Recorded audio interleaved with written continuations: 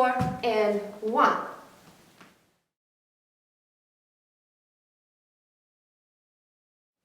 To make my explanation of the forward lock step a little bit easier to understand, let's name each step of the forward lock. And step 1, step 2, step 3. The normal way to count the forward lock step would be 4 and 1, or cha, cha, cha. And we will count it like this: step 1, step 2, step 3.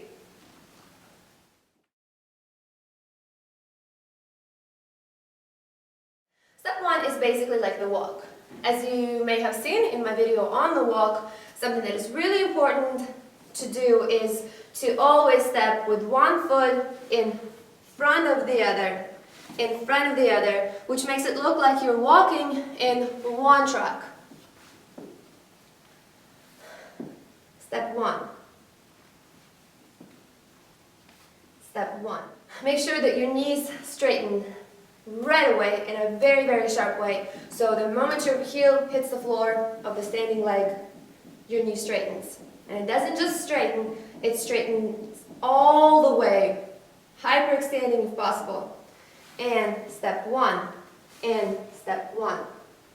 I definitely recommend watching the video on the wall because there are a lot of details that go into it with your feet, with your knees, with your hips. And there's a good explanation there that I'm sure is going to be helpful for you.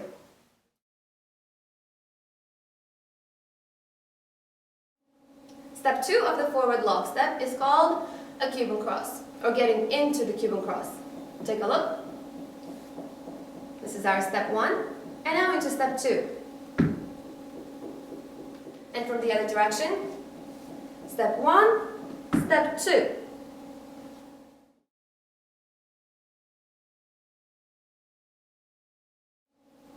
First of all, as the name suggests, Cuban cross, your feet cross. As I mentioned in the regular walk, you're stepping one foot in front of the other, but in the Cuban cross, you actually cross your feet. So if you're practicing this in front of the mirror, you should be able to see your supporting foot in the mirror, to the side of your standing leg. So take a look. Step 2. Step 1. Step 2. In the other direction.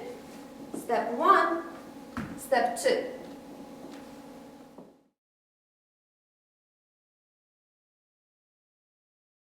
So there are two things that make this position strong. First is the bone, or the metatarsal, pushing into the floor. So not even being slightly off the floor, but really pushing into the floor. And the second thing is how high the heel of the supporting foot is. You want it to be the highest possible without needing to lift the metatarsal off the floor. So the highest possible heel and the bone really pushing into the floor.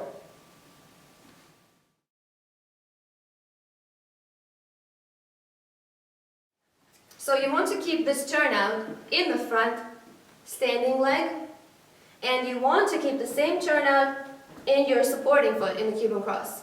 So be very careful not to place your supporting leg's foot this way. At first, this might be something that's more comfortable for you to do. So this might take some practice and it might take some getting used to. But definitely taking care and making sure that your heel is turned inwards is something that is very, very important. Take a look. Heel inwards. Heel also inwards. Now I'll do this in the wrong way. Cha, cha. Wrong way on the other side. Cha, cha. The reason why I'm showing you how to do it in the wrong way is because it's actually a very common mistake, especially for those dancers that are just starting out. Very often it's more natural to place feet not with the heels turned inwards, but more like this and then like this. Take a look. Step 2. And again. Step 2. Step 2. Step 2.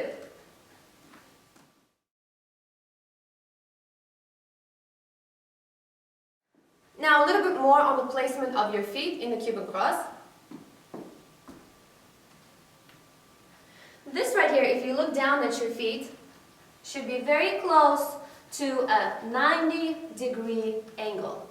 Now this 90-degree angle can be broken for a couple of reasons. One, you might overturn your heel, making the angle a lot smaller, or you might underturn your heel, making the angle a lot bigger. You want the angle to be 90 degrees or as close as possible to 90 degrees. And what will take care of that is pushing this heel inwards, and not only that, but also pushing on the inside edge of the whole foot, but mainly on the ball of the foot because that's the part that's on the floor. So take a look.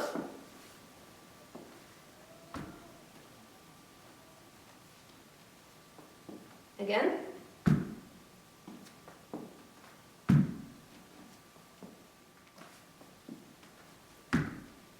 90-degree angle,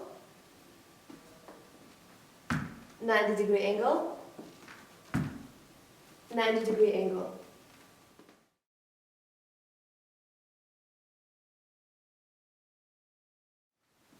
Now another thing that I like to point out in the Cuban cross is where your supporting legs, toes are facing.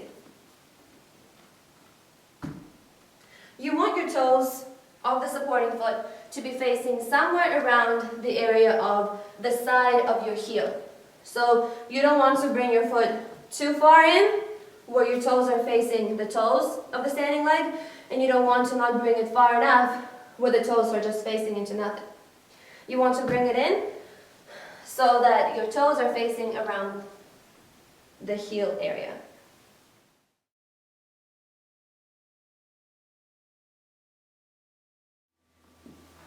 And now the final detail on feet placement in the Cuban cross that I point out to my students all the time is the distance between both feet. Take a look first. Step 2. This is a very common mistake where people bring their feet way too close together, which doesn't look very beautiful, but it's also not a very strong foot that way. And everything that we do because it helps us be strong and balanced. So this is not good. Make sure you're not bringing the foot too close to your standing foot. Instead, make the distance approximately this long.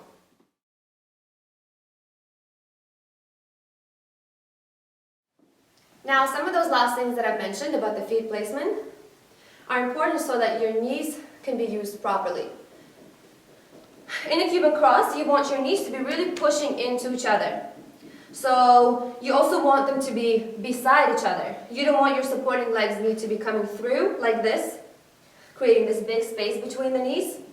You don't want your knee to be completely behind your standing leg either. You want your knees to be beside each other. You can have your back leg's knee slightly, very, very slightly behind the front knee, but just very, very slightly.